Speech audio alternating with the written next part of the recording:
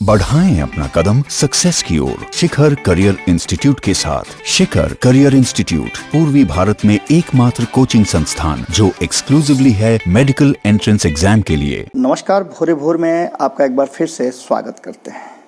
जैसा कि आपने देख ही लिया होगा कि तेजस्वी नीतीश के बीच सीधी लड़ाई की बात की जा रही है और इसमें जो राजनीतिक रणनीतिकार के रूप में जाने जाते हैं प्रशांत किशोर, उन्होंने बड़ा खुलासा किया है। उस खुलासे पर हम प्रकाश डालेंगे, लेकिन इससे पहले आखिर वो ये बातें किस आधार पर कह रहे हैं, इन बातों को गहराई से और बारीकी से समझने की ज़रूरत है।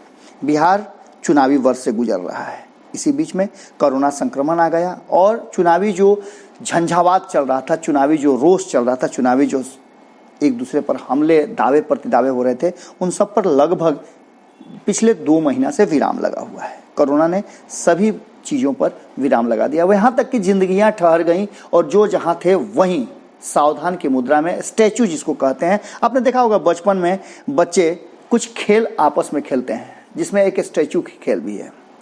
एक दूसरे से कोई स्टैचू बोल देने का मतलब होता है कि जो जहाँ है वहाँ जड़वत खड़ा हो जाता है और जब तक दूसरा उसे छूता नहीं, हिलाता नहीं है या उसके बारे में सोचना शुरू नहीं कर देता कि नहीं अब इसे आज़ाद कर देना चाहिए, तब तक वो व्यक्ति स्टैचू बना रहता है। और ये इस खेल का कोई नियम नहीं है, सिर्फ ये भावनात्मक मेल है। बिल्कुल इसी तरह से कोरोना ने सबको स्टैचू कर दिया और प्रधानमंत्री ने स्टैचू कहा था। प्रधानमंत्री जब तक नहीं चाहेंगे तब तक कोई भी जड़ से बाहर नहीं हो सकता है।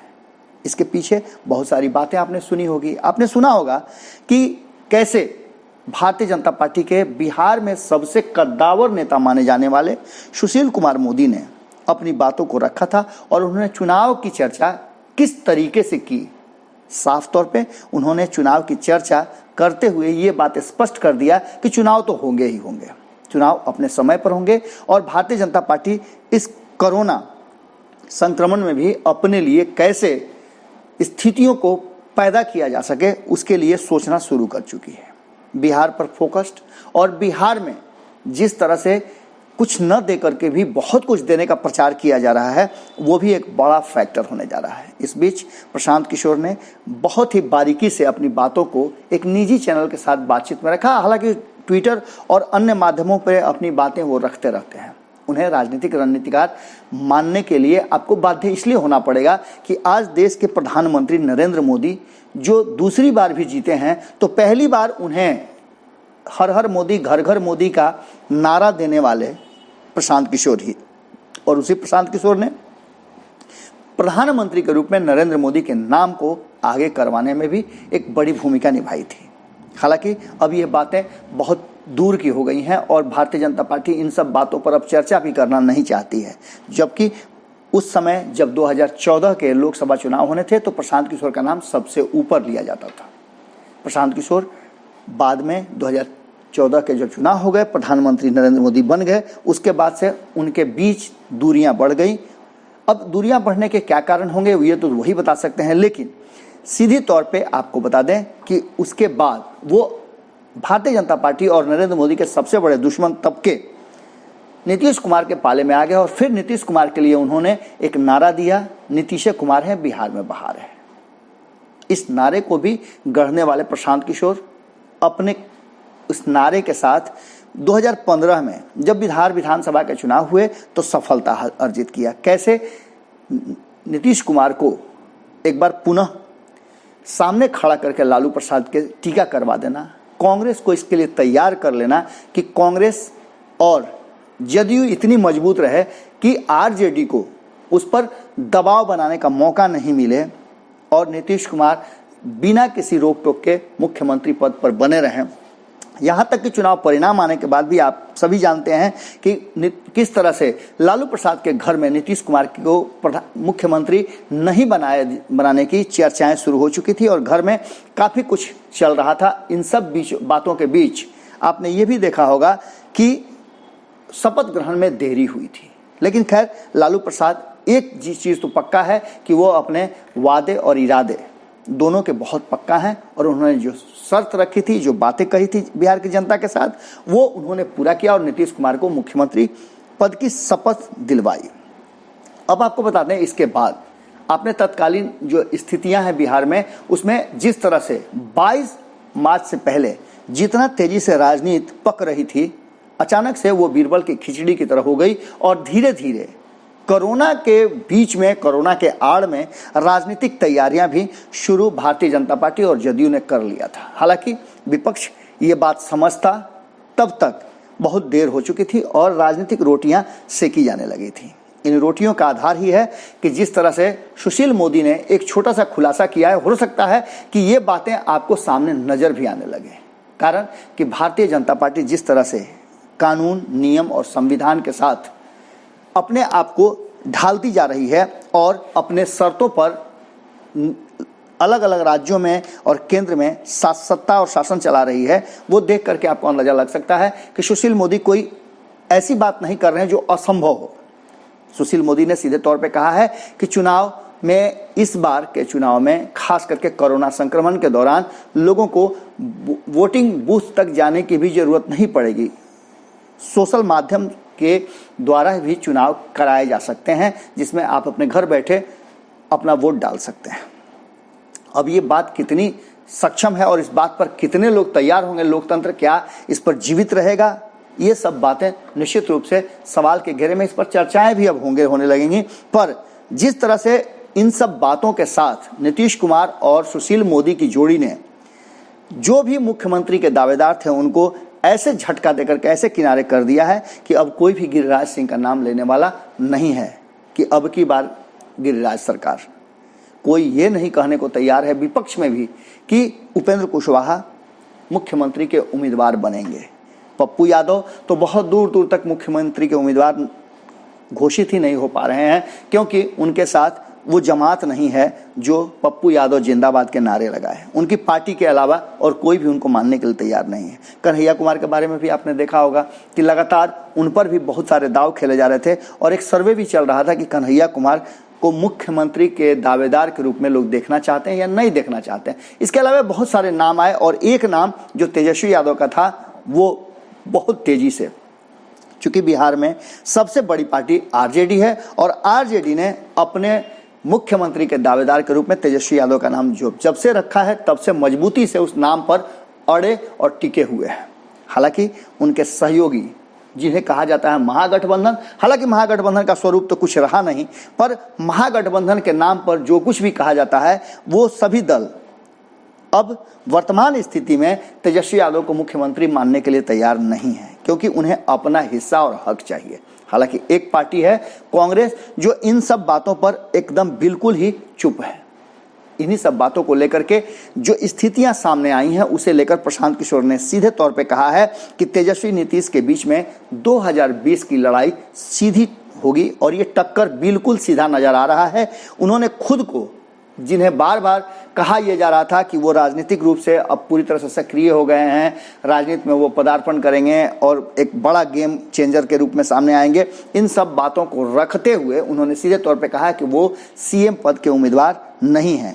उन्होंने कहा है कि नीतीश कुमार ही और तेजस्वी यादव ही, यही दोनों के बीच में पक्के तौर पे आपस में फरियाने की कवायद होगी और वो अपने को इसके लिए दावेदार नहीं मानते हैं। उन्होंने सीधे तौर पे कहा है कि बिहार और बिहारियों के लिए अभी वो काम करना चाहते हैं। उनका जो मिशन है वो है बिहार को स्वावलंबी बनाना। हालांकि आत्मनिर्भरता की बात तो प्रधानमंत्री नरेंद्र मोदी ने भी की है, पर किसके आत्मनिर्भरता की बात की है, कौन आत्मनिर्भर होगा, इन सब बातों को निश्चित रूप से चर्चा तो जरूर होगी। आपने ये भी सुना होगा कि कैसे 20 लाख करोड़ पर चर्चाएं शुरू हो चुकी हैं। बिहार को क्या मिला इसमें, क्या मखाना को प्रचारित कर खाने की चर्चा को दबाना स्पष्ट नहीं करता कि बिहार को इस बार फिर से खाली डब्बा मिला है। इस खाली डब्बे से नीतीश कुमार कैसे 2020 का चुनाव लड़ेंगे, ये भी एक बहुत बड़ी बात है। दूसरी तरफ जिस तरह से प्रवासी श्रमिकों के वापसी के बाद उनके रोजगार, स्वास्थ्य और समायोजन पर समस्या धीरे धीरे बढ़ती जा रही है और सरकार सिर्फ घोषणाएं कर रही हैं, सिर्फ नीतियां बना रही हैं और कोई भी नीति स्पष्ट नहीं है। जिस कोरोना संक्रमण में लॉकडाउन पे लॉकडाउन बढ़ाया जा रहा है, नीतिहीन सरकार की बड़ी असफलता इसमें दिख रही है, क्योंकि जैसे जैसे कोरोना संक्रमण बढ़ रहा है वैसे वैसे इलाज की सुस्त चाल से और भी स्थितियां बिगड़ती जा रही है। बिहार में बढ़ते आंकड़ों पर नीतीश पूरी तरह से टारगेटेड है और वहीं मोदी भी अपने आप को बचा नहीं पाएंगे, क्योंकि जो काम आज हो रहा है 50 दिनों के बाद, वो काम अब करके क्या फायदा। दोनों ही तरफ से नीतीश कुमार पूरी तरह से घिर चुके हैं। आपको याद होगा, और इस बात की चर्चा प्रशांत किशोर ने भी की है, कई राजनीतिक दलों ने भी किया है कि कैसे इन सब बातों को लेकर के दो शख्स, और दोनों ही विपक्ष में हैं, जिनकी बातें शायद सत्ता पक्ष को नागवार गुजरती हैं, अच्छी बातें भी सुनने के लिए अपने कान पर हाथ रख के उस बातों को दूर कर देते हैं। राहुल गांधी लगातार ये बातें मार्च के शुरुआत के पहले भी कहते आ रहे हैं कि कोरोना संक्रमण में अलर्ट होने की जरूरत है। उन्होंने सदन में भी इन बातों को रखा था कि सबसे पहले जरूरी है कि इसके इलाज और इसके बचाव के हमें तरीके अपनाने चाहिए और इस पर अमल भी करना चाहिए। जो जैसे हैं वैसे कर लेना चाहिए। आपको याद होगा कि बिल्कुल इसी तरह की बातें बिहार विधानसभा के सत्र के दौरान तेजस्वी यादव ने भी कहे थे। तेजस्वी यादव ने जब ये बातें कही थी तो नीतीश कुमार उस समय लोगों को डांट रहे थे कि आप अपने मास्क लगा करके स्थितियों को पैनिक कर रहे हैं, और वही नीतीश कुमार और उनके अगल बगल में बैठे हुए अधिकारी मास्क बंटवाने का उन्हें निर्देश दे रहे हैं, आदेश दे रहे हैं या सुझाव दे रहे हैं, और अब घर घर मास्क बांटने की तैयारियां हो रही हैं। और एक बड़े लूट, आपदा के नाम पर एक बड़े लूट की अभी की तरफ इशारा किया है कहीं ना कहीं प्रशांत किशोर ने, और इस पर चर्चाएं भी जबरदस्त ढंग से हो चुकी हैं। अब आपको बता दें कि इन सब स्थितियों के साथ जिस तरह से बिहार की राजनीति में एक नया मोड़ आ गया है इस कोरोना संकट के दौरान, जिसे पहले तो कहा जा रहा था कि लड़ाई जो है वो सीधे तौर पे तेजस्वी यादव और नीतीश कुमार के सामने है, वही लड़ाई एक बार फिर से कोरोना संकट के दौरान भी हो गया है। हालांकि इस लड़ाई में तब और अब में बहुत सारे अंतर आ गए हैं। अब वो प्रवासी मजदूर हैं जो लगभग 1 करोड़ की संख्या में हैं। आंकड़े अभी भी अस्पष्ट हैं, कोई 50, कोई 70, कोई 90 और कोई 1 करोड़ से भी ऊपर बता रहा है। हालांकि उत्तर प्रदेश सरकार ने बताए हैं और उत्तर प्रदेश के लोगों के आंकड़े 1.25 करोड़ से ज़्यादा हैं। वहीं बिहार के भी आंकड़े 1 करोड़ के आसपास हैं, जैसा कि अनुमान लगाया जा रहा है। और ये 1 करोड़ लोग और उनके परिवार के लोग, ये दोनों इस बार की निर्णायक की भूमिका में होंगे। इन्हीं सब बातों को लेकर के जिस तरह से प्रशांत किशोर ने साफ तौर पे कहा है कि कोई कितना भी छटपटा ले, कितना भी योजनाएं बना ले या कितना भी एक दूसरे के से साठगांठ कर ले, कुछ भी कर ले, लेकिन स्थिति जो सामने है उस स्थिति में कोई तीसरा दूर दूर तक नजर नहीं आ रहा है। और 2020 में बिहार विधानसभा का चुनाव आज हो या जब भी हो, टक्कर सीधे तौर पे तेजस्वी यादव और नीतीश कुमार के बीच में होगा। और अगर ये दोनों अलग अलग खेमों में रहते हैं तो इनमें से पलड़ा जो है वो कहीं ना कहीं नीतीश कुमार का थोड़ा सा झुका हुआ नजर आ रहा है, क्योंकि नीतीश कुमार को सीधे तौर पे टारगेट कहीं ना कहीं भारतीय जनता पार्टी ने ही कर दिया है। और ये कह के कि नीतीश कुमार नीतियों के अभाव में बिहार वासियों के साथ कई तरह की समस्याएं खुद पैदा कर रहे हैं। आप अगर शुरुआती दौर में अड़ जाते या फिर बिहारियों की आपको चिंता होती तो शुरुआती दौर में ही 4 दिन लॉकडाउन रोक करके बिहारियों को पहले वापस बुला लेते, क्योंकि इतना ज़्यादा संक्रमित बिहार के लोग नहीं थे। लेकिन पिछले 50 दिनों में जो लोग बिना खाने बिना पानी के एक रूम में बहुत सारे लोग रहे, पैनिक स्थिति हो गई, लोग भागा दौड़ में रहे और संक्रमण बढ़ता चला गया। और कई राज्यों में जब संक्रमण की संख्या बढ़ गई तब आप वापस ला रहे हैं, तो निश्चित रूप से वो लोग जो पेट की आग बुझाने के लिए अलग अलग भटक रहे थे, बाजार में जा रहे थे, वो संक्रमण लेकर के ही आएंगे, इसमें कोई दो राय नहीं है। और ऐसे भी आपको चाहिए था कि आपकी जांच की व्यवस्था पूरी सुदृढ़ और मजबूत होनी चाहिए थी कि बाहर से आने वाले लोगों को संक्रमण की पूर्णतः जांच होती, जांच करा करके ही ले आते। 50 दिन का समय आपके पास कम नहीं था, जांच में इतने समय लगने नहीं थे, पर आपके पास सुविधाएं नहीं थी, व्यवस्था नहीं थी। यही कारण है कि आपने जांच नहीं कराया। अब स्थिति जब चुनाव की तरफ जाती है तो आपको याद आने लगता है कि लोग उनके साथ कैसे व्यवहार करेंगे। और इन सब व्यवहारों में सीधे तौर पे प्रशांत किशोर ही नहीं, जो भी राजनीति के जानकार हैं और बिहार को जो अच्छी तरह से जानते हैं, उनका भी मानना है। भारत लाइव भी इस बात की तरफ अपने डिबेट में कई बार कह चुका है कि इस बार की लड़ाई सीधे तौर पे अगर दोनों दो खेमे में रहते हैं तो लड़ाई सीधे तौर पे नीतीश कुमार और तेजस्वी यादव के बीच ही होगी, इस बीच में, और तीसरे किसी के एंट्री का कोई रास्ता दूर दूर तक नजर नहीं आ रहा है। जुड़े रहें भारत लाइव के साथ। कैसा लग रहा है हमारा विश्लेषण आप ज़रूर बताएं, क्योंकि आपके विचार हमारे लिए बहुत ही ज़रूरी हैं। बिहार आपका है और बिहार को बनाने में आपकी अहम भूमिका रही है, इसलिए आपका बोलना बहुत ज़रूरी है। आने वाला समय बिहार के लिए बहुत ही महत्वपूर्ण है। आपके फैसले पर आने वाले 5 साल के लिए बिहार का भविष्य तय होगा और इस भविष्य तय करने में आपके विचार और आपकी सूझबूझ बहुत ज़रूरी है। आप जो भी विचार देना चाहते हैं कमेंट बॉक्स में ज़रूर लिखिए। हम आपके विचार को सहर्ष अधिक से अधिक लोगों तक पहुंचाने का प्रयास करेंगे। नमस्कार। अगर ये वीडियो पसंद आई और वह बिहार के राजनीति और बिहारियत से सरोकार रखेनी तो सब्सक्राइब बटन दबा के चैनल के सब्सक्राइब कर ली। ओजे एगो घंटी बा, ओकरा बटन दबा देला से कुल सटीक और मारक खबर रुआ मुफ्त में मिल जाई। अगर रुआ पत्रकारिता के हमनी के नया प्रयोग में सहयोग कर चाहतानी तो ज्वाइन बटन दबा दी। पेटीएम नंबर नोट कर ली 9386816700। धन्यवाद।